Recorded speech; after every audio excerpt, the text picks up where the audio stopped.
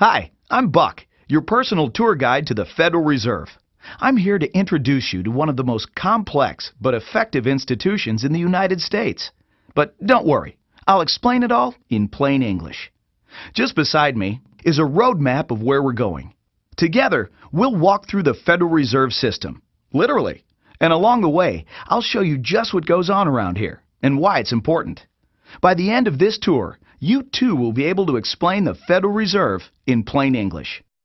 There is no other agency of government which can overrule actions that we take. There is no other agency of government which can overrule actions that we take. There is no other agency of government which can overrule actions that we take. That would effectively be a takeover of monetary policy by the Congress, a repudiation of the independence of the Federal Reserve, which would be highly destructive to the stability of the financial system, the dollar, and our national economic situation. The Federal Reserve does not own any gold at all. We have not owned gold since 1934.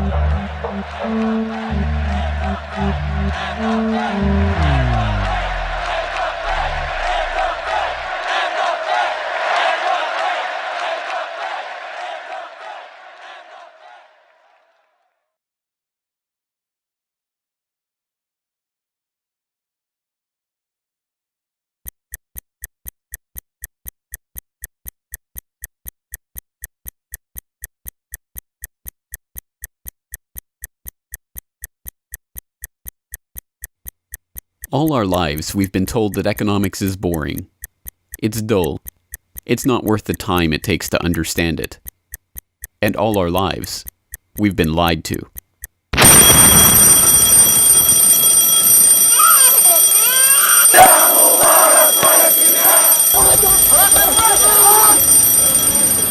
War, poverty, revolution.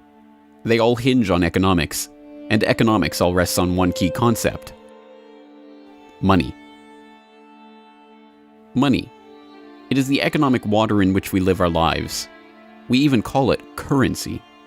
It flows around us, carries us in its wake, drowns those who are not careful.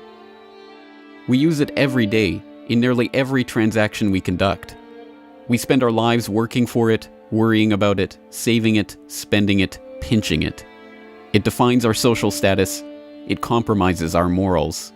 People are willing to fight, die, and kill for it. But what is it? Where does it come from?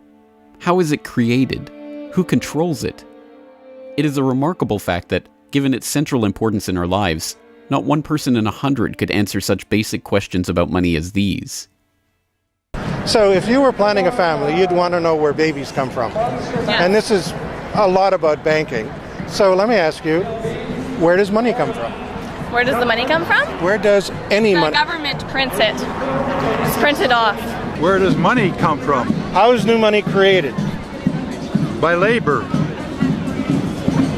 People work and produce wealth, and the money is supposed to match that wealth. Where does money come from? Well, I have a pretty different outlook on money. It actually comes from like trees, right? But why is this? How could we be so ignorant about a topic of such importance? Where does money come from is a basic, childlike question. So why is our only response the childlike answer meant as a joke? It grows on trees. Such a profound state of ignorance could not come about naturally. From the time we are children, we are curious about the world and eager to learn about the way it works. And what could lead to a better understanding of the way the world works than a knowledge of money, its creation and destruction? Yet discussion of this topic is fastidiously avoided in our school years and ignored in our daily life. Our monetary ignorance is artificial, a smokescreen that has been erected on purpose and perpetrated with the help of complicated systems and insufferable economic jargon. But it doesn't take an economist to understand the importance of money. Deep down, we all know that the wars, the poverty, the violence we see around us hinges on this question of money. It seems like a 1,000-piece jigsaw puzzle just waiting to be solved. And it is. The puzzle pieces, taken together, create an image of the Federal Reserve, America's central bank and the heart of the country's banking system. Despite its central importance to the economy, relatively few have heard of it, and fewer still know what it is, despite the bank's attempts at self-description. Our economy runs on a complex system of exchange of goods and services, in which money plays a key part. Coin, currencies, savings, and checking accounts, the overall supply of money is managed by the Federal Reserve. Money is the medium through which economic exchanges take place, and money as a standard of value helps us to set prices for goods and services. The job of managing money, monetary policy, is to preserve the purchasing power of the dollar while ensuring that a sufficient amount of money is available to promote economic growth. The Federal Reserve also promotes the safety and soundness of the institutions where we do our banking. It ensures that the mechanisms by which we make payments, whether by cash, check, or electronic means, operate smoothly and efficiently. And in its fiscal role, acts as the banker for the United States government. Now, these duties comprise the major responsibilities of our central bank. But in order to really understand the Federal Reserve, we must first understand its origins and context. We must deconstruct the puzzle. The first piece of that puzzle lies here, in the White House. This is where the Federal Reserve Act, then known as the Currency Bill, was signed into law after passing the House and Senate in late December 1913. The New York Times of Christmas Eve 1913 described the festive scene. The Christmas spirit pervaded the gathering. While the ceremony was a little less impressive than that of the signing of the Tariff Act on October 3rd last in the same room, the spectators were much more enthusiastic and seized every occasion to applaud. There in the White House that fateful December evening, President Wilson signed away the last veneer of control over the American money supply to a cartel, a well-organized gang of crooks so successful, so cunning, so well hidden that even now, a century later, few know of its existence, let alone the details of its operations. But those details have been openly admitted for decades. Of course, just as we have been taught to find economics boring, we have been taught that this story is boring. This is the way the Federal Reserve itself tells it. The United States was facing severe financial problems. At the turn of the century, most banks were issuing their own currency, called banknotes. The trouble was, currency that was good in one state was sometimes worthless in another. People began to lose confidence in their money, since it was only as sound as the bank that issued it. Fearful that their bank might go out of business, they rushed to exchange their banknotes for gold or silver. By attempting to do so, they created the Panic of 1907. During the panic, people streamed to the banks and demanded their deposits. The banks could not meet the demand. They simply did not have enough gold and silver coin available. Many banks went under. People lost millions of dollars.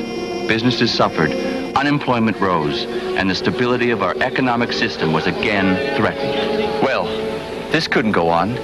If the country was going to grow and prosper, some means would have to be found to achieve financial and economic stability. To prevent financial panics like the one in 1907, President Woodrow Wilson signed the Federal Reserve Act into law in 1913. But this is history as told by the victors, a revisionist vision in which the creation of a central bank to control the nation's money supply is merely a boring historical footnote, about as important as the invention of the zipper or an early 20th century hula hoop craze. The truth is that the story of the secret banking conclave that gave birth to that Federal Reserve Act is as exciting and dramatic as any Hollywood screenplay or detective novel yarn, and all the more remarkable for the fact that it is all true. We pick up the story, appropriately enough, under cover of darkness. It was the night of November 22nd, 1910, and a group of the richest and most powerful men in America were boarding a private rail car at an unassuming railroad station in Hoboken, New Jersey. The car, waiting with shades drawn to keep onlookers from seeing inside, belonged to Senator Nelson Aldrich, the father-in-law of billionaire heir to the Rockefeller dynasty, John D. Rockefeller Jr. A central figure on the influential Senate Finance Committee where he oversaw the nation's monetary policy, Aldrich was referred to in the press as the general manager of the nation. Joining him that evening was his private secretary Shelton, and a who's who of the nation's banking and financial elite. A. Pyatt Andrew, the Assistant Treasury Secretary, Frank Vanderlip, President of the National City Bank of New York, Henry P. Davison, a senior partner of J.P. Morgan Company, Benjamin Strong Jr., an associate of J.P. Morgan and president of Bankers Trust Co., and Paul Warburg, heir of the Warburg banking family and son-in-law of Solomon Loeb of the famed New York investment firm Kuhn, Loeb & Company. The men had been told to arrive one by one after sunset to attract as little attention as possible. Indeed, secrecy was so important to their mission that the group did not use anything but their first names throughout the journey so as to keep their true identities secret even from their own servants and waitstaff. The movements of any one of them would have been reason enough to attract the attention of New York's voracious press, especially in an era where banking and monetary reform was seen as a key issue for the future of the nation. A meeting of all of them, now that would surely have been the story of the century. And it was. Their destination? The secluded Jekyll Island off the coast of Georgia, home to the prestigious Jekyll Island Club whose members included the Morgans, Rockefellers, Warburgs, and Rothschilds. Their purpose? Davison told intrepid local reporters who had caught wind of the meeting that they were going duck hunting. But in reality, they were going to draft a reform of the nation's banking industry in complete secrecy. G. Edward Griffin, the author of the best-selling The Creature from Jekyll Island and a longtime Federal Reserve researcher, explains. What happened is that the banks decided that since there was going to be legislation anyway to control their industry, that they wouldn't just sit back and wait and see what happened and cross their fingers that it would be okay. They decided that to do what so many cartels do today, they decided to take the lead, and they would be the ones calling for regulations and reform. They like the word reform, and American people are suckers for the word reform. You just put that into any corrupt piece of legislation, call it reform, and people say, oh, I'm all for reform, and so they vote for it or accept it. So that's what they were doing. They decided we will reform our own industry. In other words, we will create a cartel, and we will give the cartel the power of government. We'll take our cartel agreement so that we can self-regulate to our advantage, and we'll call it the Federal Reserve Act. And then we'll take this cartel agreement to Washington and convince those idiots there to pass it into law. And that basically was the strategy. It was a brilliant strategy. Of course, we see it happening all the time, and certainly in our own day today, we see the same thing happening in other cartelized industry. Right now, we're watching it unfold in the field of healthcare, but at that time, it was banking, all right? And so the banking cartel wrote their own rules and regulations, called it the Federal Reserve Act, got it passed into law, and it was very much to their liking because they wrote it. And in essence, what they had created is a set of rules which made it possible for themselves to regulate their industry, but they went even beyond that. In fact, it's clear to me when I was reading their letters and their conversations at the time and the debates that they never dreamed that Congress would go along and also give them the right to issue the nation's money supply. I mean, not only were they now going to regulate their own industry, which is what they started out as wanting to do, but they got this incredible gift that they didn't dream would be given to them, although they were negotiating for it. And that was Congress gave them the authority to issue the nation's money. And Congress gave away the sovereign right to issue the nation's money to the private banks. And so all of this was in the Federal Reserve Act, and the American people were joyous because they were told and they were convinced that this was finally a means of controlling this big creature from Jekyll Island. Amazingly enough, they were successful, not just in conspiring to write the legislation that would eventually become the Federal Reserve Act, but in keeping that conspiracy a secret from the public for decades. It was first reported on in 1916 by Bertie Charles Forbes, the financial writer who would later go on to found Forbes magazine. But it was never fully admitted until a quarter century later, when Frank Vanderlip wrote a casual admission of the meeting in the February 9th, 1935 edition of the Saturday Evening Post. I was as secretive, indeed as furtive, as any conspirator. I do not feel it is any exaggeration to speak of our secret expedition to Jekyll Island as the occasion of the actual conception of what eventually became the Federal Reserve System. Over the course of their 9 days of deliberation at the Jekyll Island Club, they devised a plan so overarching, so ambitious, that even they could scarcely imagine that it would ever be passed by Congress. As Vanderlip put it, "Discovery of our plan, we knew, simply must not happen, or else all our time and effort would be wasted. If it were to be exposed publicly that our particular group had got together and written a banking bill, that bill would have no chance whatever of passage by Congress." So what precisely did this conclave of conspirators devise at their Jekyll Island meeting?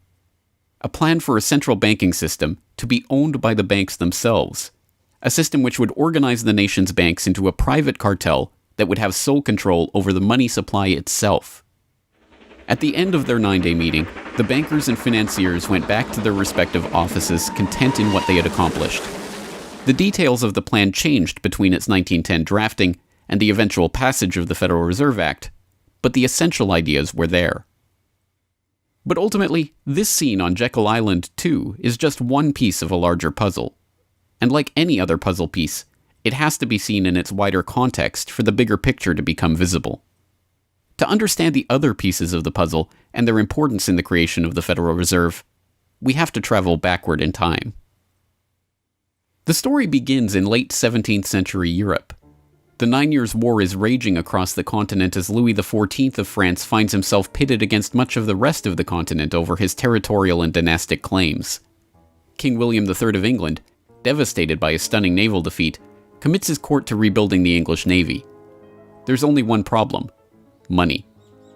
The government's coffers have been exhausted by the waging of the war, and William's credit is drying up. A Scottish banker, William Patterson, has a banker's solution.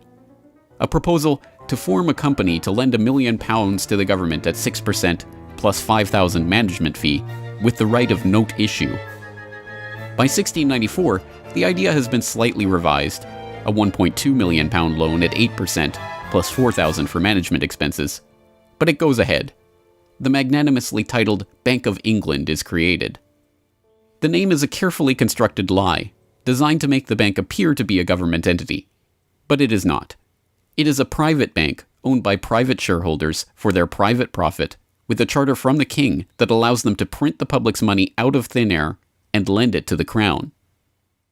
What happens here at the birth of the Bank of England in 1694 is the creation of a template that will be repeated in country after country around the world. A privately controlled central bank lending money to the government at interest, money that it prints out of nothing.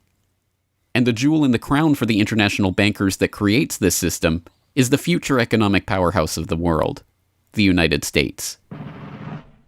In many important respects, the history of the United States is the history of the struggle of the American people against the banksters that wish to control their money. By the 1780s, with colonies still fighting for independence from the crown, the bankers will get their wish. In 1781, the United States is in financial turmoil. The Continental, the paper currency issued by the Continental Congress to pay for the war, has collapsed from overissue and British counterfeiting. Desperate to find a way to finance the end stages of the war, Congress turns to Robert Morris, a wealthy shipping merchant who was investigated for war profiteering just 2 years earlier. Now, as Superintendent of Finance of the United States from 1781 to 1784, he is regarded as the most powerful man in America, next to General Washington. In his capacity as Superintendent of Finance, Morris argues for the creation of a privately owned central bank deliberately modeled on the Bank of England that the colonies were supposedly fighting against. Congress, backed into a corner by war obligations and forced to do business with the bankers just like King William in the 1690s, acquiesces and charters the Bank of North America as the nation's first central bank. And exactly as the Bank of England came into existence loaning the British Crown £1.2 million, the BNA started business by loaning $1.2 million to Congress. By the end of the war, Morris has fallen out of political favor and the Bank of North America's currency has failed to win over a skeptical public. the BNA is downgraded from a national central bank to a private commercial bank chartered by the state of Pennsylvania. But the bankers have not given up yet. Before the ink is even dry on the Constitution, a group led by Alexander Hamilton is already working on the next privately owned central bank for the newly formed United States of America. So brazen is Hamilton in the forwarding of this agenda that he makes no attempt to hide his aims or those of the banking interests he serves. A national debt, if it is not excessive, will be to us a national blessing, he wrote in a letter to James Duane in 1781. It will be a powerful cement of our union. It will also create a necessity for keeping up taxation to a degree which, without being oppressive, will be a spur to industry. Opposition to Hamilton and his debt-based system for establishing the finances of the U.S. is fierce. Led by Jefferson and Madison, the bankers and their system of debt enslavement is called out for the force of destruction that it is, with Thomas Jefferson writing, "The spirit of war and indictment, since the modern theory of the perpetuation of debt, has drenched the earth with blood and crushed its inhabitants under burdens ever accumulating." Still, Hamilton proves victorious. The first Bank of the United States is chartered in 1791 and follows the pattern of the Bank of England and the Bank of North America almost exactly. A privately owned central bank with the authority to loan money that it creates out of nothing to the government. In fact, it is the very same people behind the new bank as were behind the old Bank of North America.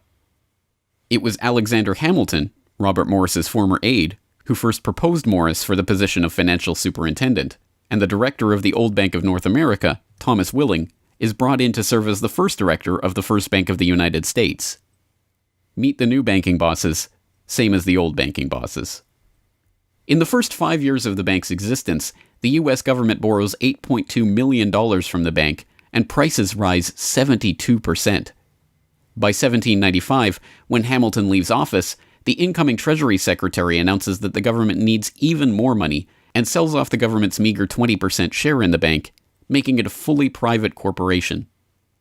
Once again, the U.S. economy is plundered while the private banking cartel laughs all the way to the bank that they created. By the time the bank's charter comes due for renewal in 1811, the tide has changed for the money interests behind the bank. Hamilton is dead, shot to death in a duel with Aaron Burr. The bank-supporting Federalist Party is out of power. The public are wary of foreign ownership of the central bank, and what's more, don't see the point of a central bank in time of peace. Accordingly, the charter renewal is voted down in the Senate, and the bank is closed in 1811. Less than a year later, the U.S. is once again at war with England. After 2 years of bitter struggle, the public debt of the U.S. has nearly tripled from $45.2 million to $119.2 million. With trade at a standstill, prices soaring, inflation rising, and debt mounting, President Madison signs the charter for the creation of another central bank, the Second Bank of the United States, in 1816. Just like the two central banks before it, it is majority privately owned and is granted the power to loan money that it creates out of thin air to the government. The 20-year bank charter is due to expire in 1836, but still in his first term, President Andrew Jackson has already vowed to let it die prior to renewal. Believing that Jackson won't risk his chance for re-election in 1832 on the issue, the bankers forward a bill to renew the bank's charter in July of that year, 4 years ahead of schedule. Remarkably, Jackson vetoes the renewal charter and stakes his re-election on the people's support of his move. In his veto message, Jackson writes in no uncertain terms about his opposition to the bank. Whatever interest or influence, whether public or private, has given birth to this act, it cannot be found either in the wishes or necessities of the executive department, by which present action is deemed premature, and the powers conferred upon its agent not only unnecessary, but dangerous to the government and country. It is to be regretted that the rich and powerful too often bend the acts of government to their selfish purposes. If we cannot at once, in justice to interests vested under improvident legislation, make our government what it ought to be, we can at least take a stand against all new grants of monopolies and exclusive privileges, against any prostitution of our government to the advancement of the few at the expense of the many, and in favor of compromise and gradual reform in our code of laws and system of political economy. The people side with Jackson, and he's re-elected on the back of his slogan, "Jackson and no bank." The president makes good on his pledge. In 1833, he announces that the government will stop using the bank and will pay off its debt. The bankers retaliate in 1834 by staging a financial crisis and attempting to pin the blame on Jackson, but it's no use. On January 8, 1835, President Jackson succeeds in paying off the debt, and for the first and only time in its history, the United States is free from the debt chain of the bankers. In 1836, the Second Bank of the United States charter expires, and the bank loses its status as America's central bank. It is 77 years before the bankers can regain the jewel in their crown, but it is not for lack of trying. Immediately upon the death of the bank, the banking oligarchs in England react by contracting trade, removing capital from the US, demanding payment in hard currency for all exports, and tightening credit. This results in a financial crisis known as the Panic of 1837, and once again Jackson's campaign to kill the bank is blamed for the crisis. Throughout the late 19th century, the United States is rocked by banking panics brought about by wild banking speculation and sharp contractions in credit. By the dawn of the 20th century, the bulk of the money in the American economy has been centralized in the hands of a small clique of industrial magnates, each with a near monopoly on a sector of the economy. There are the Astors in real estate, the Carnegies and the Schwabs in steel, the Harrimans, Stanfords, and Vanderbilts in railroads, the Millens and the Rockefellers in oil. As all of these families start to consolidate their fortunes, they gravitate naturally to the banking sector. And in this capacity, they form a network of financial interests and institutions that centered largely around one man, banking scion and increasingly America's informal central banker in the absence of a central bank, John Pierpont Morgan. John Pierpont Morgan, or Pierpont as he prefers to be called, is born in Hartford, Connecticut in 1837 to Junius Spencer Morgan, a successful banker and financier. Morgan rides his father's coattails into the banking business, and by 1871 is partnered in his own firm, the firm that was eventually to become J.P. Morgan and Company. It is Morgan who finances Cornelius Vanderbilt's New York Central Railroad. It is Morgan that finances the launch of nearly every major corporation of the period, from AT&T to General Electric to General Motors to DuPont. It is Morgan who buys out Carnegie and creates the United States Steel Corporation, America's first billion-dollar company. It is Morgan who brokers a deal with President Grover Cleveland to save the nation's gold reserves by selling $62 million worth of gold to the Treasury in return for government bonds. And it is Morgan who, in 1907, sets in motion the crisis that leads to the creation of the Federal Reserve. That year, Morgan begins spreading rumors about the precarious finances of the Knickerbocker Trust Company, a Morgan competitor and one of the largest financial institutions in the United States at the time. The resulting crisis, dubbed the Panic of 1907, shakes the U.S. financial system to its core. Morgan puts himself forward as a hero, boldly offering to help underwrite some of the faltering banks and brokerage houses to keep them from going under. After a bout of hand-wringing over the nation's finances, a congressional committee is assembled to investigate the Money Trust, the bankers and financiers who brought the nation so close to financial ruin and that wield such power over the nation's finances. The public follows the issue closely, and in the end a handful of bankers are identified as key players in the Money Trust's operations, including Paul Warburg, Benjamin Strong Jr., and J.P. Morgan. Andrew Gavin Marshall, editor of the People's Book Project, explains. At the beginning of the 20th century, there was an investigation following the greatest of these financial panics, which was in 1907. And this investigation was on what was called the Money Trust, which found that three banking interests, J.P. Morgan, National City Bank, and the Citibank of New York, I believe it was, basically controlled the entire financial system. So three banks. And the public hatred towards these institutions was unprecedented. There was an overwhelming consensus in the country for establishing a central bank. But there were many different interests in pushing this, and everyone had sort of their own specific purpose behind advocating for a central bank. So to represent the most people, you had farmer interests, populists, progressives, who were advocating a central bank because they couldn't take the recurring panics, but they wanted government control of a central bank.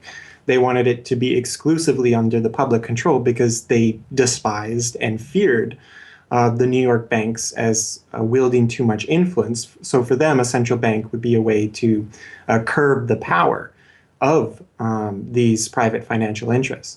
On the other hand, those same financial interests were advocating for a central bank to serve as a source of stability for their control of the system, also to act as a lender of last resort to them, and so that they would never have to face collapse, but also in order to exert more control through a central bank.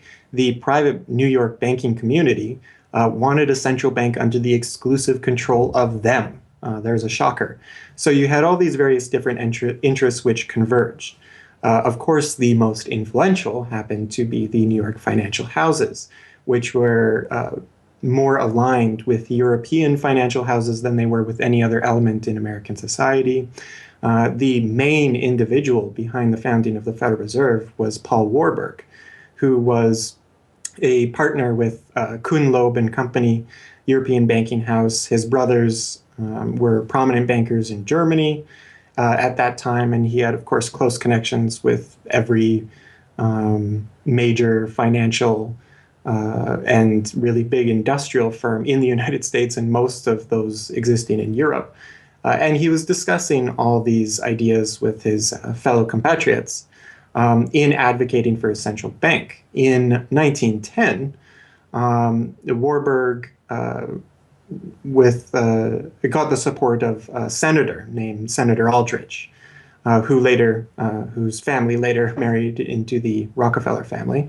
Again, I'm sure just a coincidence, but Aldrich invited Warburg and a number of other bankers to a private, secret meeting on Jekyll Island, just off the coast of Georgia, where they met in 1910 to discuss the construction of a central bank in the United States, but one which, of course, would be owned and serve the interests of the private bankers.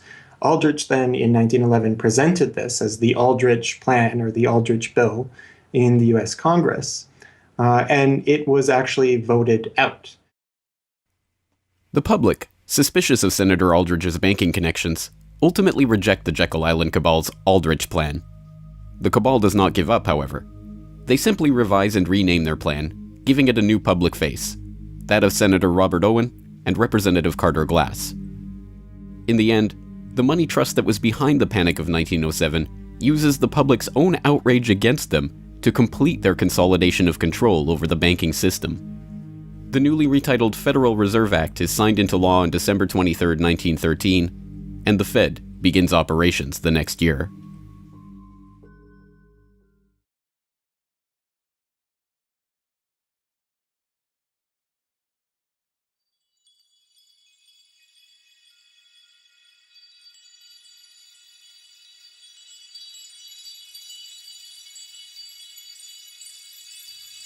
So how does the Federal Reserve System work? What does it do? Who owns and controls it? These are the basic questions that would get to the heart of the fundamental question, what is money? And that is why the answer to these questions have been shrouded in impenetrable economic jargon. Even the Federal Reserve's own educational propaganda, which has an unusual tendency towards cutesy animation and talking down to its audience, has a difficult time summarizing the Fed's mission and responsibilities. According to the Fed, to achieve these goals, the Fed, then and now, combines centralized national authority through the Board of Governors, remember that on the map, with a healthy dose of regional independence through the reserve banks. A third entity, the Federal Open Market Committee, brings together the expertise of the first two in setting the nation's monetary policy. Precisely what imaginary gaggle of schoolchildren is this economic gibberish aimed at? The simple truth, hidden behind the sleight of hand of economic jargon and magisterial titles, is that a banking cartel has monopolized the most important item in our entire economy: money itself. We are taught to think of money as the pieces of paper printed in government printing presses or coins minted by government mints. While this is partially true, in this day and age, the actual notes and coins circulating in the economy represent only a tiny fraction of the money in existence. Over 90% of the money supply is in fact created by private banks as loans that are payable back to the banks at interest. Although this simple fact is obscured by the wizards of Wall Street and gods of money who want to make the money creation process into some special art of alchemy carefully overseen by the government, the truth is not hidden from the public. In December 1977, the Federal Reserve Bank of New York published another of its dumbed-down cartoon-ridden information pamphlets for the general public, attempting to explain the functions of the Federal Reserve System. There in black and white, they carefully explain the money creation process. Commercial banks create checkbook money whenever they grant a loan, simply by adding new deposit dollars to accounts on their books in exchange for a borrower's IOU. Banks create money by monetizing the private debts of businesses and individuals. That is, they create amounts of money against the value of those IOUs. There it is, in plain English. The vast majority of money in the economy, the checkbook money in our accounts at the bank and that we use in our electronic transfers and digital payments, is created not by a government printing press, but by the bank itself. It is created out of thin air as debt, owed back to the bank that created it at interest. This means that bank loans are not money taken from other bank depositors, but new money simply conjured into existence and placed into your account. And the bank is able to create much more money than it has cash to back up those deposits. The Fed claims to be the entity overseeing and backing up the banking industry. It was established, according to its own propaganda, to stabilize the system and prevent bank runs like the Panic of 1907 from happening again. Throughout much of the 1800s, almost any organization that wanted could print its own money. As a result, many states, banks, and even one New York druggist did just that. In fact, at one time, there were over 30,000 different varieties of currency in circulation. Imagine the confusion. Not only were there multitudes of currencies, some were redeemable in gold and silver, others were backed by bonds issued by regional governments. It was not unusual for people to lose faith both in the value of their currency and in the entire financial system. With many people trying to withdraw their deposits at once, sometimes the banks didn't have enough money on hand to pay their depositors. Then, when the funds ran out, the banks suspended payment temporarily and some even closed. People lost their entire savings, and sometimes regional economies suffered. Obviously, something had to be done. And in 1913, something was. In that year, President Woodrow Wilson signed into effect the Federal Reserve Act. This act created the Federal Reserve System to provide a safer and more stable monetary and banking system. If that was indeed its aim, it signally failed to do so in running up one of the greatest bubbles in American history to that point in the 1920s, just a decade after its creation. The popping of that bubble, of course, led directly into the Great Depression and one of the greatest periods of mass poverty in American history. Economists have long argued that the Fed itself was the cause of the Depression by its complete mismanagement of the money supply. As former Federal Reserve Chairman Ben Bernanke admitted in a speech commemorating Fed critic Milton Friedman's 90th birthday, regarding the Great Depression, "You're right, we did it. We're very sorry. But thanks to you, we won't do it again." Price stability is another cited tenet of the Federal Reserve's mandate. But here, too, the Fed has completely failed to live up to its own standards. Aside from the banking system, the Federal Reserve has another responsibility that's probably even more important. It's in charge of something called monetary policy. Basically, it means trying to keep prices stable to avoid inflation. Say you buy a CD today for $14. But what if next year the price of the CD jumped to $20 or $50? Not because of a change in supply or demand, but because all prices were going up. That's inflation. There are a lot of different causes of inflation, but one of the most important is too much money. The Fed can adjust the money supply by injecting money into the system electronically or by withdrawing money from the economy. Think of it. The Federal Reserve has the ability to create money and make it disappear. What's most important is what happens as a result. Anytime the supply of money is altered, the effects are felt throughout the economy.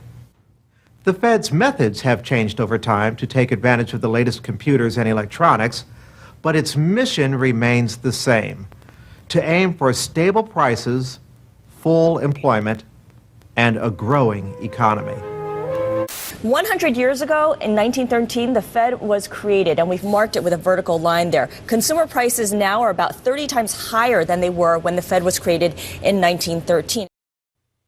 Paper money, too, is the responsibility of the Federal Reserve. Hence, the dollars in circulation are not Treasury notes, not bills of credit, but Federal Reserve notes, debt-based notes backed up, ultimately, by the government's own promise to pay. It's sovereign bonds backed up by the taxpayers themselves. At one time, the Federal Reserve banks were legally required to keep large stockpiles of gold in reserve to back up these notes. But that requirement was abandoned, and today the notes are backed up mostly by government securities. The Fed no longer keeps any actual gold on its books, but gold certificates issued by the Treasury and valued not at the spot price of $1,300 per troy ounce, but an arbitrarily fixed statutory price of $42 2/9 per ounce. But I do have one question. During the crisis or any time that you're aware of, has the Federal Reserve or Treasury participated in any gold swaps arrangements? We don't. The Federal Reserve does not own any gold at all. We have not owned gold since 1934. So we have not engaged in any gold swaps. But it appears on your balance sheet that you hold gold. What appears on our balance sheet is gold certificates. When we turned before 1934, the Federal Reserve did own gold. We turned that over by law to the Treasury and received in return for that gold certificates. If the Treasury entered into, because under the Exchange Stabilization Fund, I would assume they probably have the legal authority to do it, they wouldn't be able to do it then because you have the securities for essentially all the gold? No, we have no interest in the gold that is owned by the Treasury. We have simply an accounting document that is called gold certificates that represents the value at a statutory rate and still that we gave to the Treasury in 1930. And still measured at $42 an ounce, which makes no sense whatsoever. Clearly, there is a discrepancy between what we are led to believe is motivating the Fed and what it actually does. To understand what the Fed is actually intended to do, it's first important to understand that the Federal Reserve is not a bank per se, but a system. This system codifies, institutionalizes, oversees, and undergirds a form of banking called fractional reserve banking, in which banks are allowed to lend out more money than they actually have in their vaults. The whole process starts, the process of decay and corruption starts with something called fractional reserve banking. That's the technical name for it. And what that really means is that as the banking institution developed over several centuries, starting, of course, in Europe, it developed the practice of legalizing a certain dishonest accounting procedure. In other words, in the very, very beginning, if you want to go all the way back, people would bring their gold or silver to the banks for safekeeping. And they'd say, give us a paper receipt. And we don't want to guard our silver and our gold because, people could come in the middle of the night and they could kill us or tie us up and threaten us, and they'll get our gold and silver, so we can't really guard it. We'll take it to the bank and have them guard it, and we just want a paper receipt so that we can take the receipt back and get our gold anytime we want. And so in the beginning, money was receipt money. They could then, instead of changing or exchanging the gold coins, they could exchange the receipts, and people would accept the receipts just as well as the gold, knowing they could get the gold. And so these paper receipts being circulated were, in essence, the very first examples of paper money. Well, the banks learned early on that game that here they were sitting on this pile of gold and all these paper receipts out there. People weren't bringing the receipts in anymore. Very few of them, maybe 5%, maybe 7% of the people would bring in their paper receipts and ask for the gold. So they said, why don't we just sort of give more receipts out than we have gold? They'll never know because we only are asked at the best 7% of it, so we can create more receipts for gold than we have, and we can collect interest on that because we'll loan that into the economy and we'll charge interest on this money that we don't really have. And it's a pretty good gimmick, don't you think? And they, well, yeah, of course. And so that's how fractional reserve banking started. And now it's institutionalized, and they teach it in school.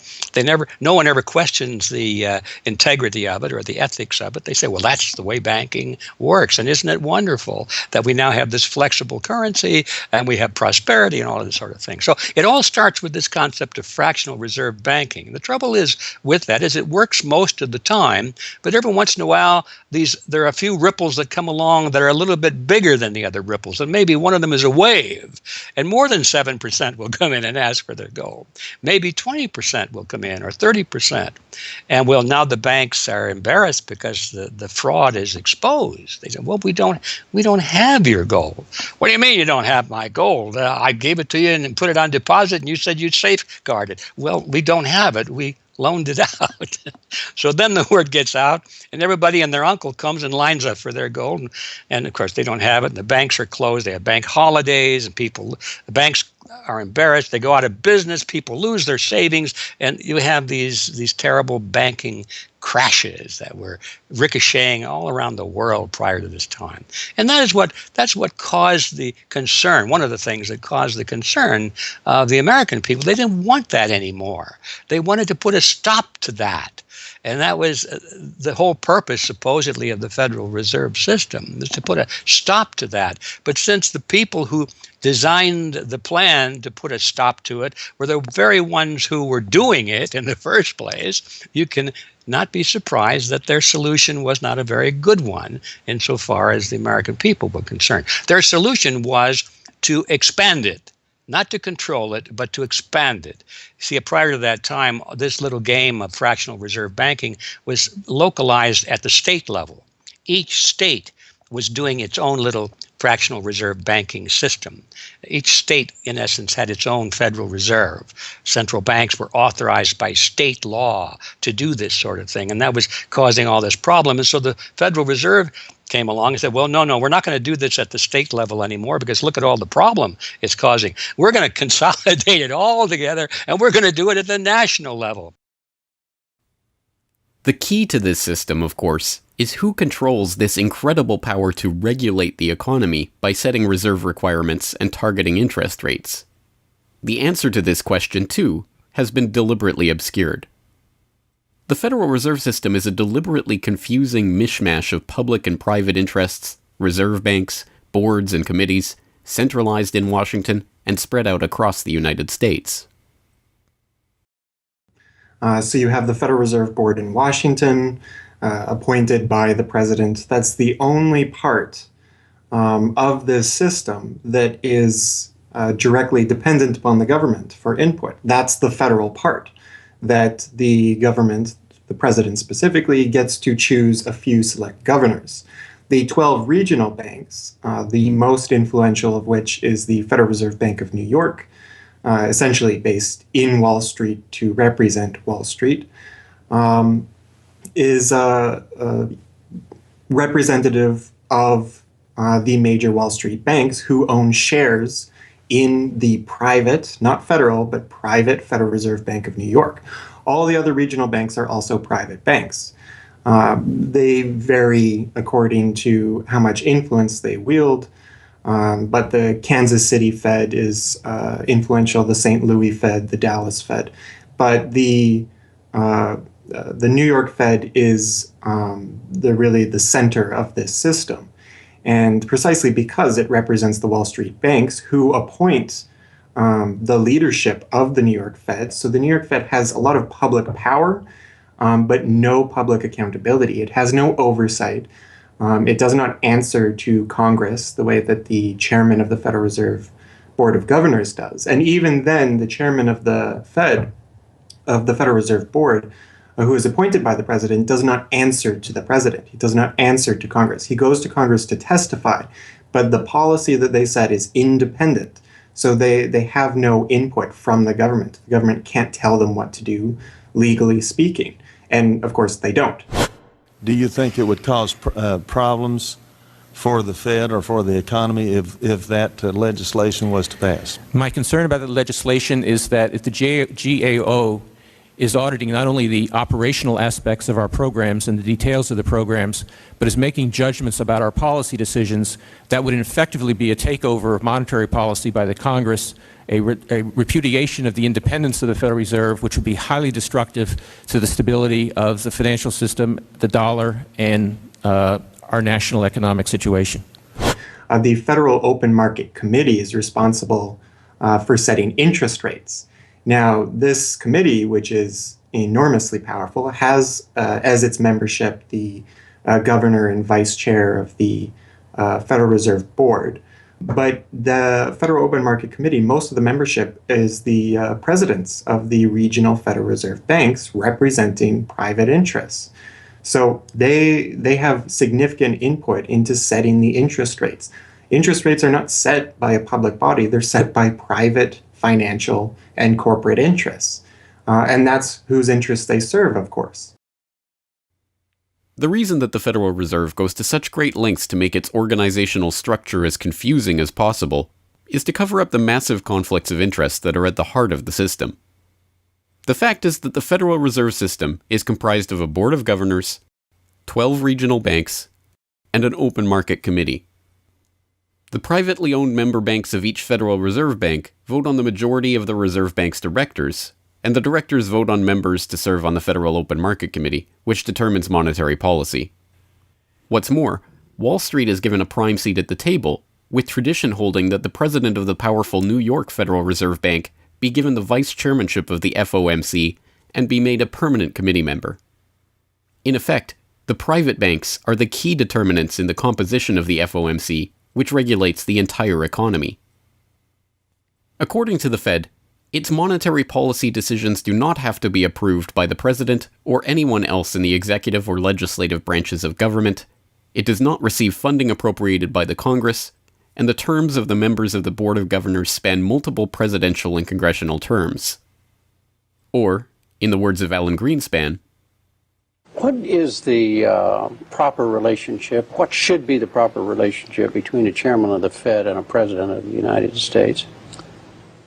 Well, first of all, the Federal Reserve is an independent agency, and that means basically that there is no other agency of government which can overrule actions that we take.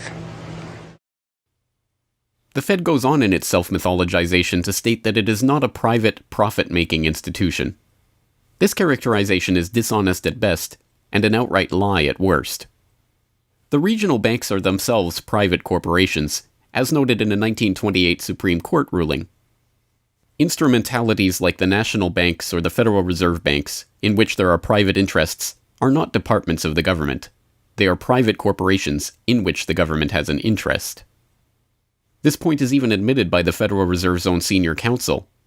Our regulations do specify overall terms for the lending, but the day-to-day operation of the banking activities are conducted by the Federal Reserve banks. They are banks, and indeed they do lend, and they do interact they're their with own depositors. agency then, essentially, They are not in that regard. agencies. Yes, they're not agencies, Your Honor. They're persons under FOIA. Each Federal Reserve Bank, the stock is owned by the member banks in the district, 100% privately held. They have private boards of directors.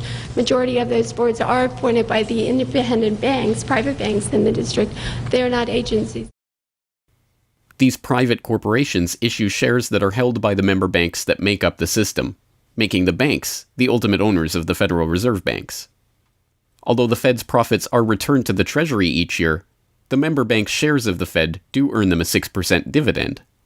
According to the Fed, the fixed nature of these returns means that they are not being held for profit. Despite the dishonest nature of this description, however, it is important to understand that the bankers who own the Federal Reserve indeed do not make their money from the Fed directly. Instead, the benefits are much less obvious and much more insidious. The simplest way that this can be understood is that, as a century of history and the specific example of the last financial crisis shows, the Fed was used as a vehicle to bail out the very bankers who own the Fed banks in the most obvious example of fascistic collusion imaginable.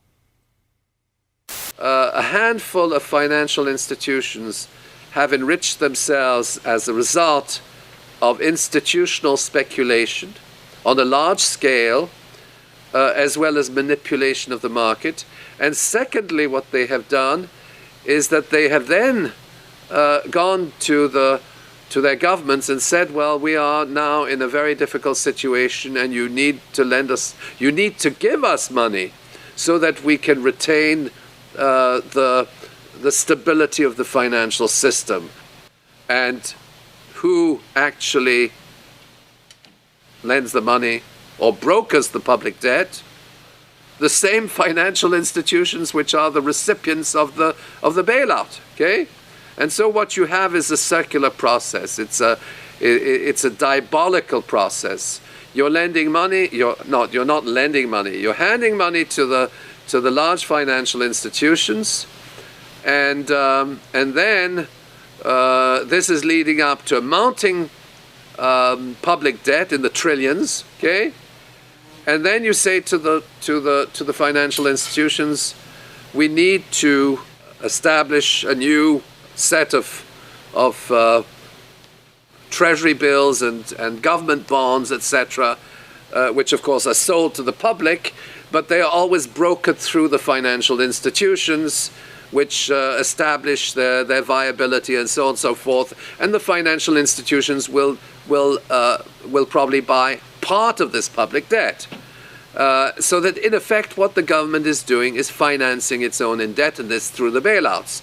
It hands money to the banks, but to hand the money to the banks, it becomes indebted to those same financial institutions, and then it says, well, we now have to emit large amounts of public debt. Please, can you help us? And then the banks will say, well, your books are not quite in order. And then the government will say, well, obviously they're not in order because we've just handed you $1.4 trillion of bailout money, and we're now in a very difficult situation, so we need to borrow money from the people who are, in fact, the recipients of the bailout. So this is really what we're dealing with. We're dealing with a circular process. The 2008 crisis and subsequent bailouts are merely the latest and most brazen examples of the fundamental conflicts of interest at the heart of America's privately owned central banking system. Beginning with the collapse of Lehman Brothers in September of that year, the Federal Reserve embarked on an unprecedented program of bailouts and special zero-interest lending facilities for the very banks that had caused the subprime meltdown in the first place. By the cartelization of the Federal Reserve structure, and thus not by accident, it was the very bank presidents who had overseen their banks' lending practices that ended up in the director positions of the Federal Reserve banks that voted on where to direct the trillions of dollars in bailout money. And unsurprisingly, they directed it toward their own banks. A stunning 2011 Government Accountability Office report examined $16 trillion of bailout facilities extended by the Fed in the wake of the crisis and exposed numerous examples of blatant conflicts of interest. Jeffrey Immelt, chief executive of General Electric, served as a director on the board of the Federal Reserve Bank of New York. At the same time, the Fed provided $16 billion in financing to General Electric. JP Morgan Chase chief executive Jamie Dimon, meanwhile, was also a member of the board of the New York Fed during the period that saw $391 billion in Fed emergency lending directed to his own bank. In all, Federal Reserve Board members were tied to $4 trillion in loans to their own banks. These funds were not simply used to keep these banks afloat, but actually to return these Fed-connected banks to a period of record profits in the same period that the average worker saw their real wages actually decrease and the economy on Main Street slow to a standstill. Ben Bernanke, at that time the chairman of the Federal Reserve Board of Governors, was confronted about these conflicts of interest by Senator Bernie Sanders upon the release of the GAO report in June 2012. Senator, you raised an important point, which is that this is not something the Federal Reserve created. This is in the statute. Congress in the Federal Reserve Act said this is the governance of the Federal Reserve, and more specifically that bankers would be on the board. And 6 out of 9. Sorry? 6 out of 9 in the regional banks are come from the banking industry. That's correct. And that is in the law. And right. I'll answer your question, though. The answer to your question is that Congress set this up. We have tried, I think we've made it into something useful and valuable. We do get information from it. But if Congress wants to change it, of course, we will work with you to find alternatives. Bernanke is completely right. These conflicts are, in fact, a part of the institution itself. A structural feature of the Federal Reserve that was baked into the Federal Reserve Act itself over 100 years ago by the bankers who conspired to cartelize the nation's money supply. You could not ask for a more succinct reason why the Federal Reserve itself, this admitted cartel of banking interests, needs to be abolished. But you could get one.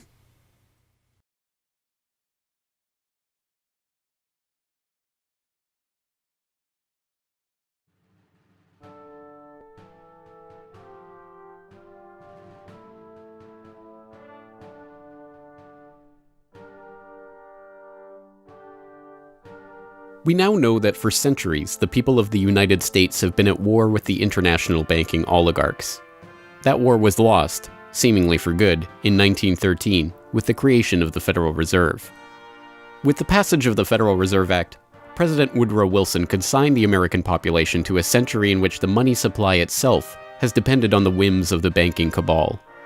A century of booms and busts, bubbles and depressions, has led to a wholesale redistribution of wealth toward those at the very top of the system. At the bottom, the masses toil in relative poverty, single-income households becoming double-income households out of necessity, their quality of life being slowly eroded as the Federal Reserve notes that pass for dollars are themselves devalued. Worse yet, the fraud itself perpetuates Alexander Hamilton's persistent myth that a national debt is necessary at all. The US is now locked into a system whereby the government issues bonds to generate the funds for their operations, bonds that are backed up by the taxation of the public's own labor.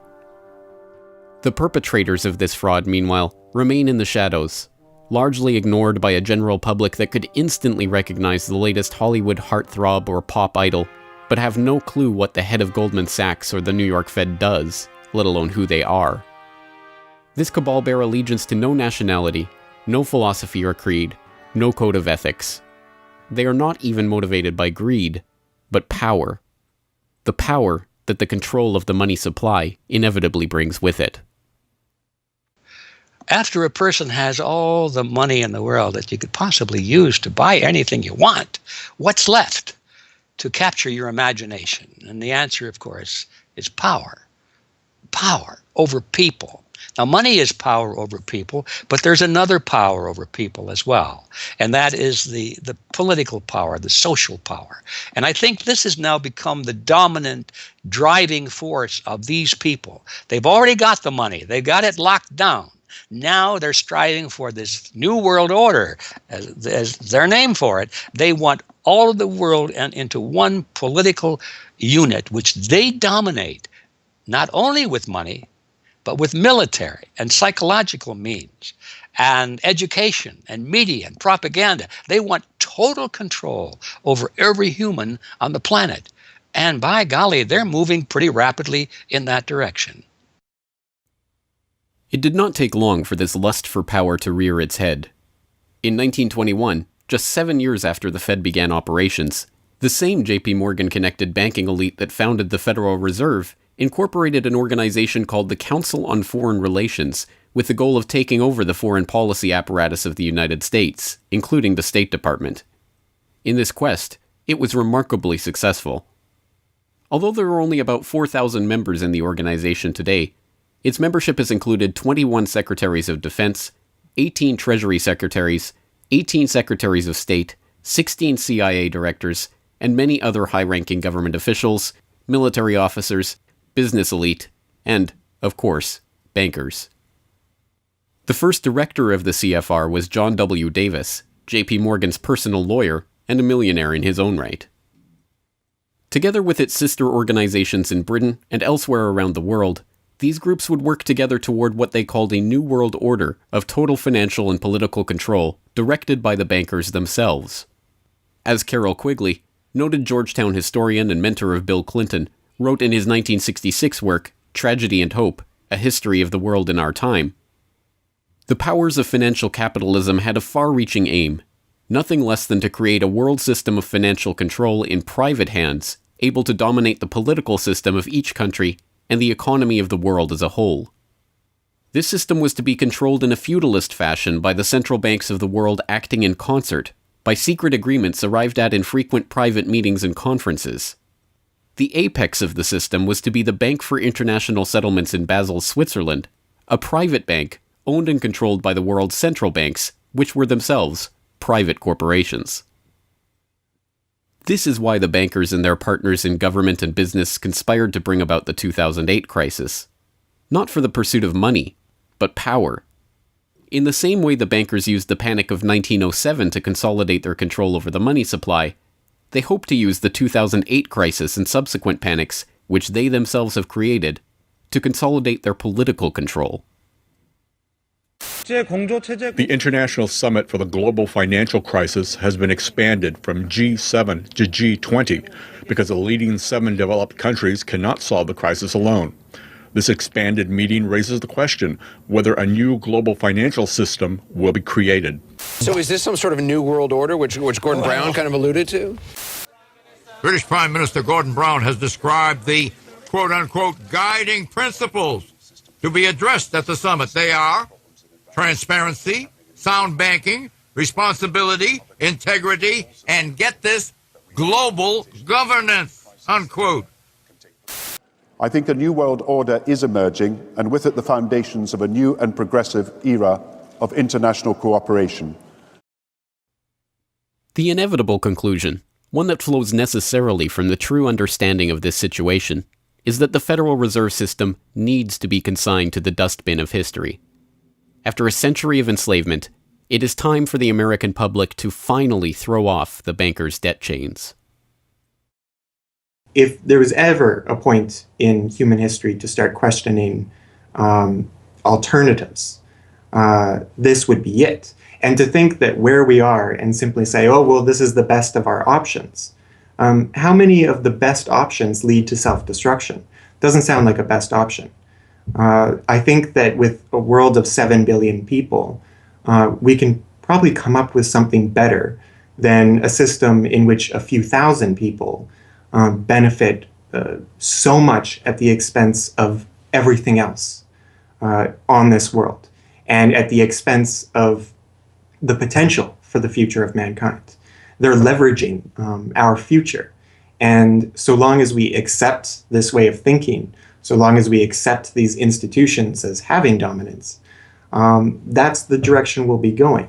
So I think reform is a good way to try and stall and to push back directly against the expanding and evolving power structures. But radical change is what's really needed, and that has to be built from the bottom up. But I think that these two processes can and should go together in parallel. If you've made it this far, congratulations. You are now better informed on the economic history of the United States and the truth about the Federal Reserve than 99% of the population.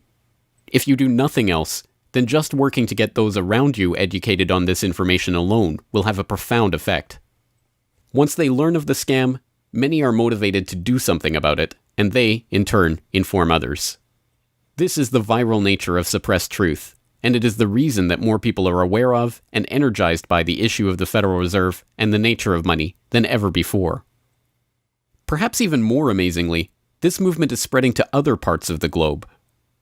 Recognizing the interlocking nature of the modern global economy and the international nature of the banking oligarchy, movements to abolish the Federal Reserve have sprung up in Europe, where protests against the cartelized central banking system are taking place in over 100 cities, attracting 20,000 people on a weekly basis.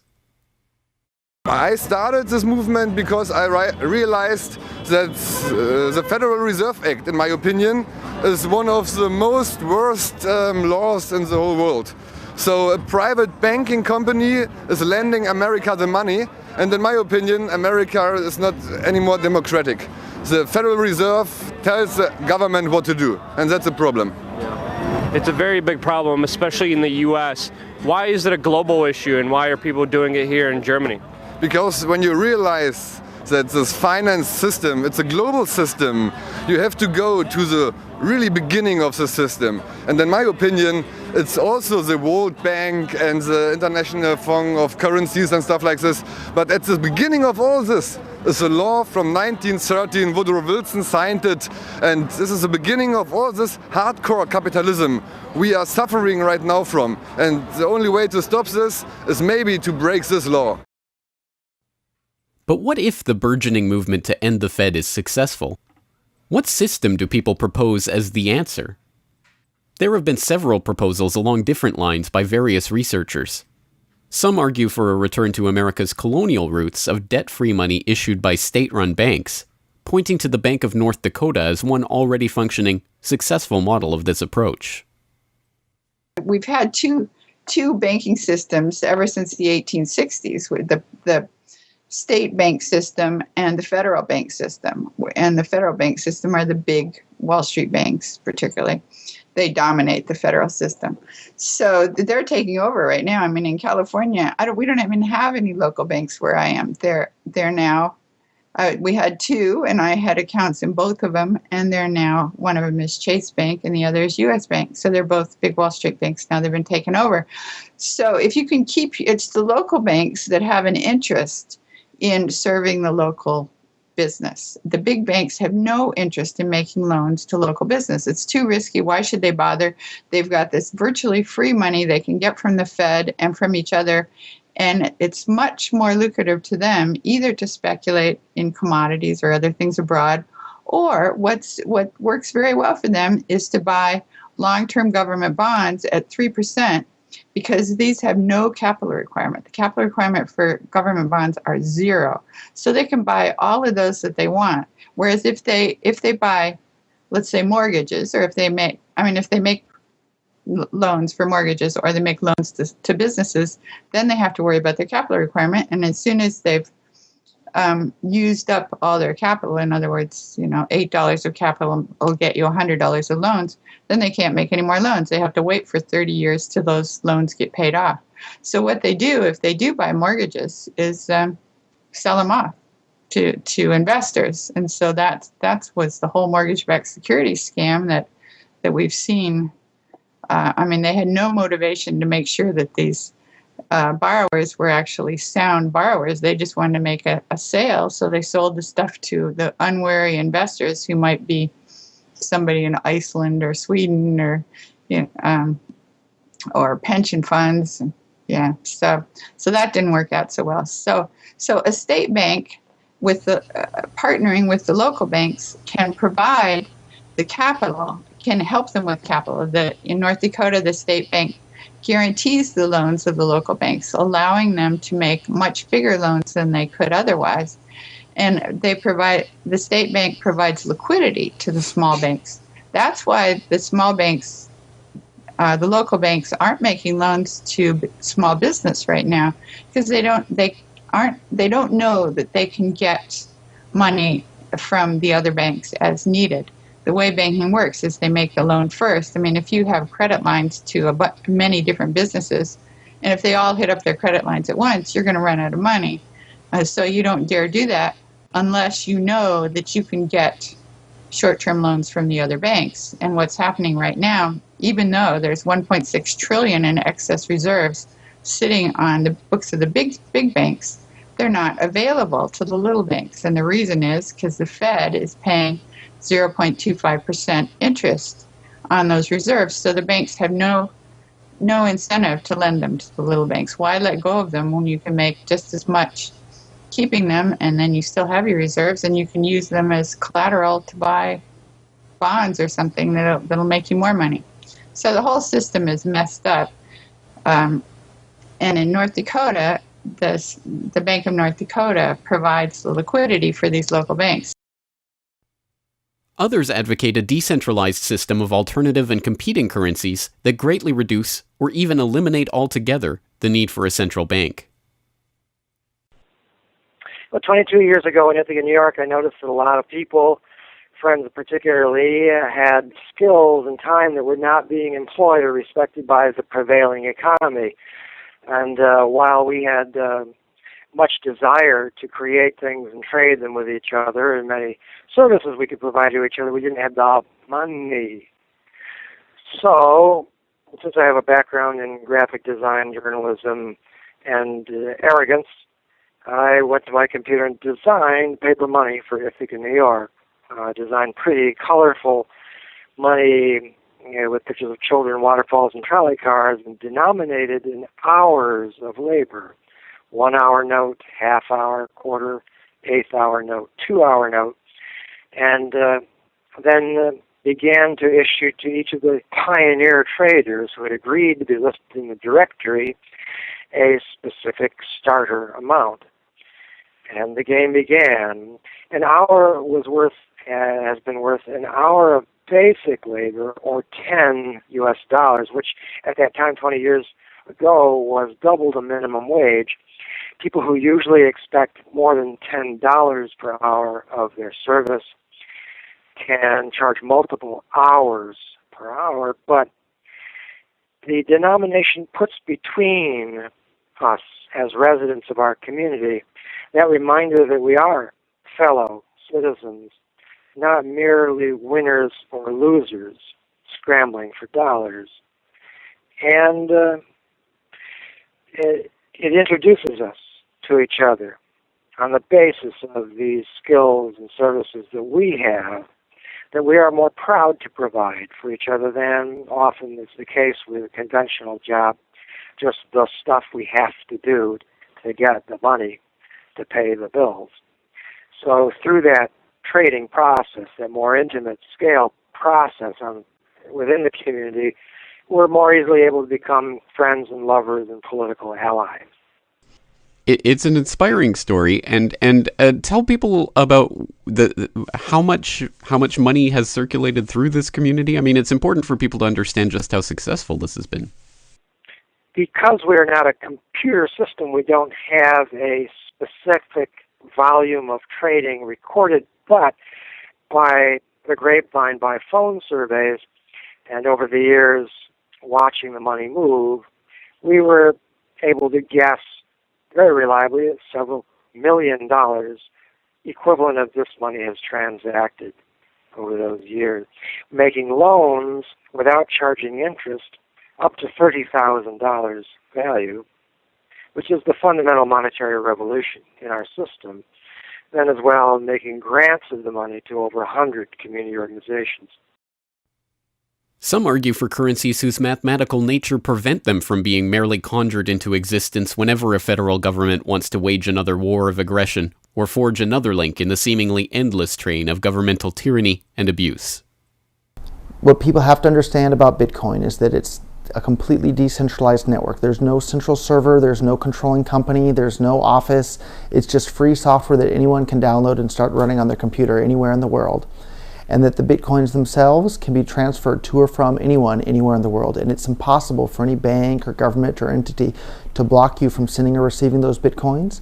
There's a limited supply of those Bitcoins. There will never, ever, ever be more than 21 million Bitcoins.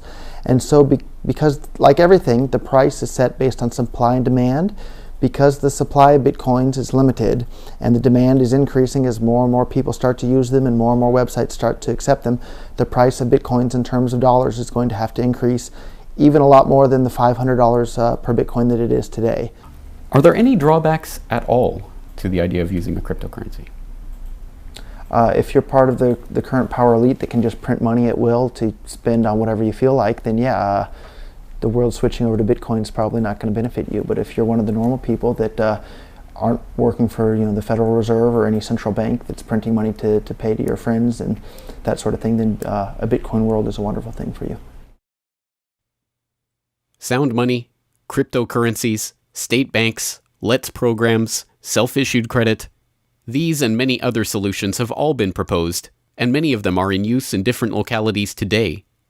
Information on all of these ideas and how they are being applied in various parts of the world are widely available online. The point is that the question of what money is and how it should be created is perhaps the single greatest question facing humanity as a whole, and yet it is one that has been almost completely eliminated from the national conversation. Until recently. End the Fed! End the Fed!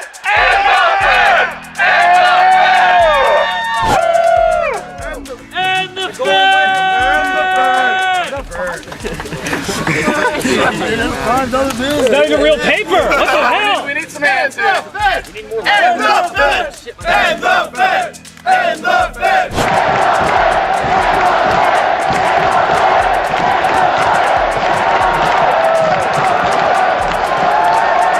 I haven't even gotten to that part yet. We can do it again when I get to that part.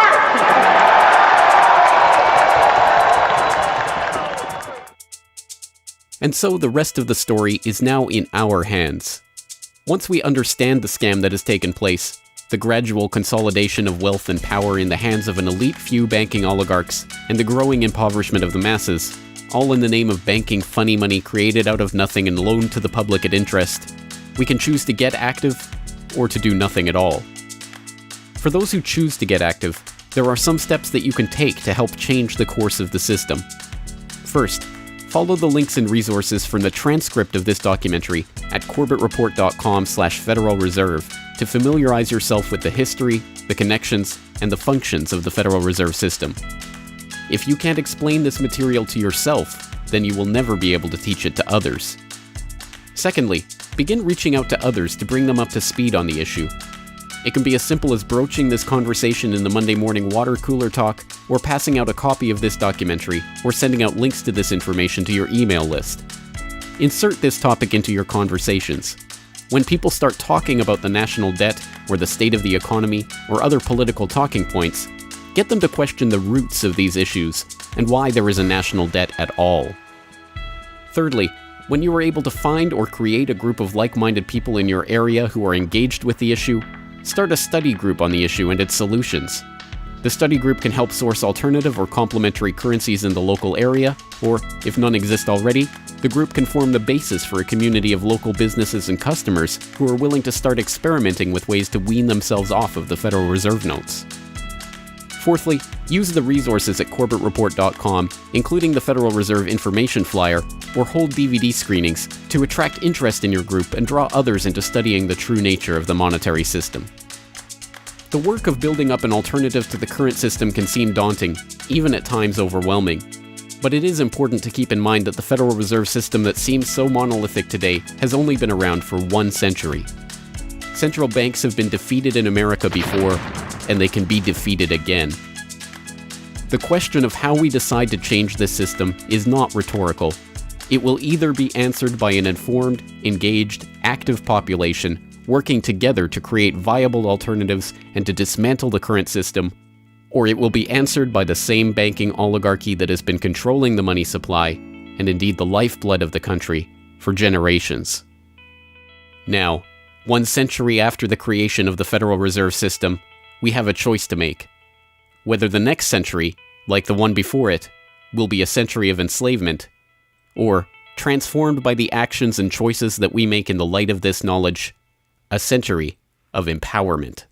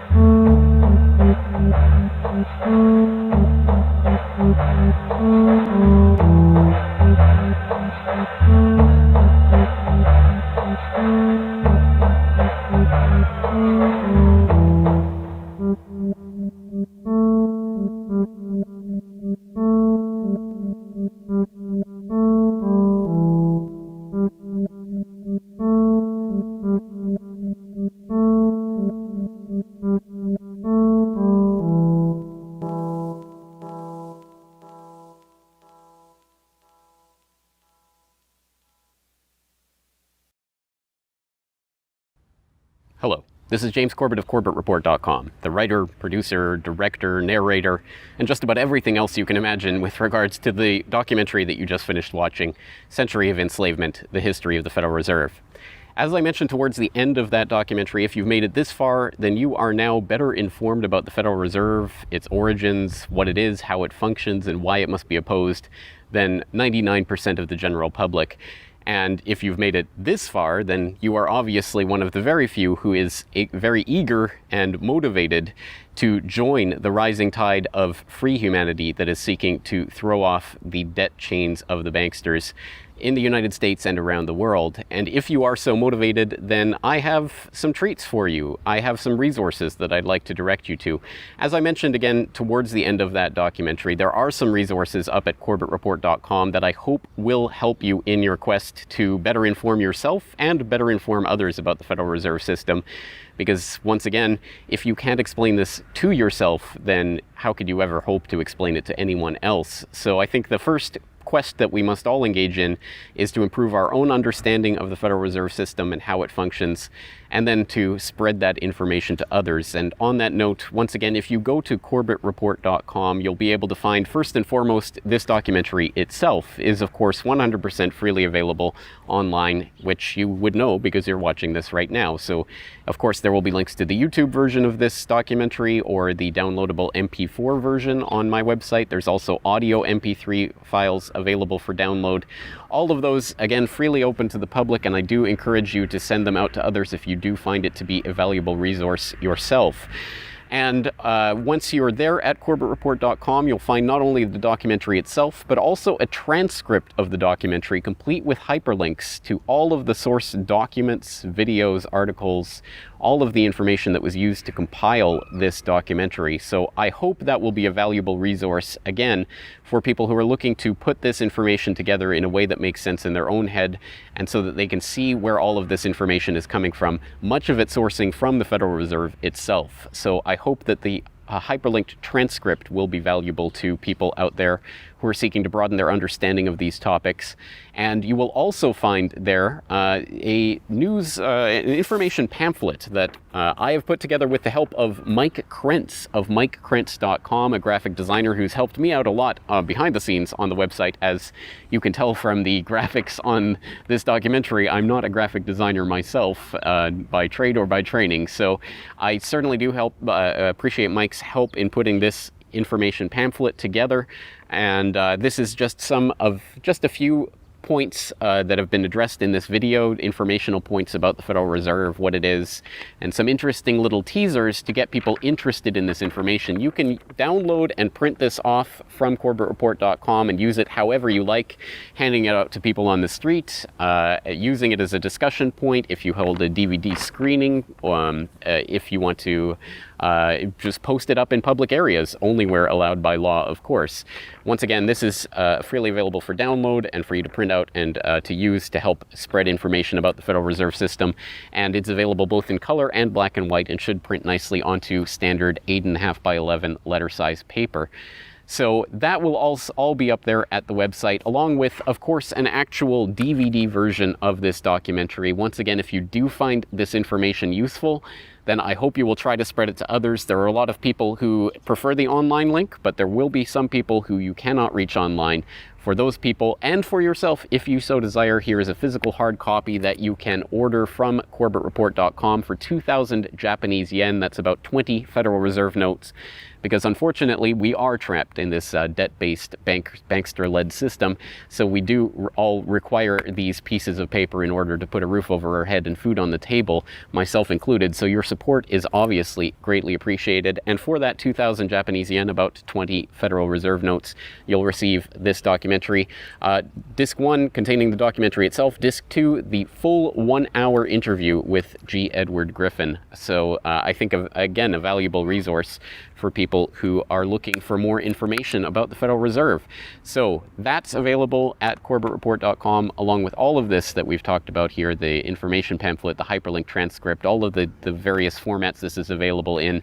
Once again, I've tried to make this as straightforward as possible and also as detailed as possible so that you can start to further your own exploration and understanding of this system that we're facing.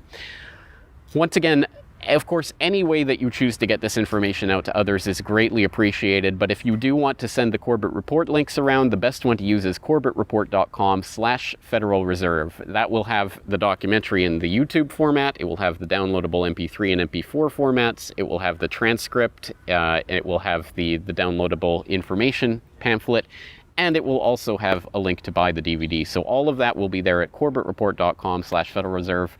Please send people there if you're going to send people anywhere.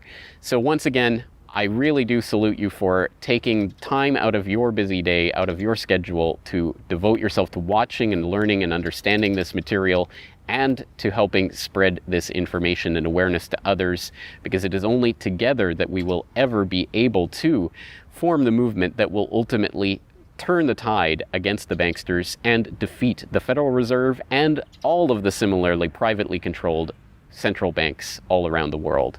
So once again, thank you for your time and attention. I'm James Corbett of CorbettReport.com.